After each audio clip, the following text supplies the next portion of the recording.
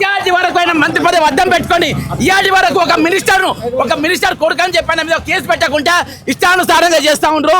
ఇయాటి వరకు డీజీపీ గారు ఎందుకు స్పందిస్తలేరు, ఎందుకు అరెస్ట్ చేస్తారు? సిక్ అనేది ఎందుకు సిక్ అనేది పీకనిక ఇయాటి వరకు ఏ సిట్టు ఏం చేసింది, ఏ సిట్టు ఏం చేసింది, ఏ సిట్టు ఏం చేసింది చెప్పండి.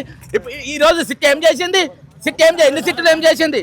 కాబట్టి ఈ రోజు ఆయనను అరెస్ట్ చేయకుండా మీరు ఇష్టానుసారంగా వ్యవహరించుకుంటా పోలీసులు ఏం చేయనికున్నారు? ఈ రోజు పోలీసులు ఏం చేయనికున్నారు అంటే ఇక్కడ దిశకు ఒక న్యాయం జరుగుతుంది, ఇక్కడ వీళ్ళకి ఒక న్యాయం జరుగుతుందా?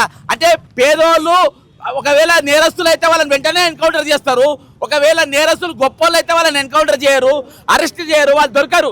ఇయాటి వరకు మీకు దొరుకుతలేరు. ఇవాళ హోంశాఖ మంత్రి బాధ్యత ఏంది? ఈరోజు ఇవాళ అమ్మాయిని ఎఫ్ఐఆర్ మన ఎక్కడ కరీంనగర్ పోలీస్ స్టేషన్లో ఏ విధంగా బండి సంజయ్ కొడుకు కంప్లైంట్ పెట్టిన వెంటనే ఎఫ్ఐఆర్ చేసిండ్రు.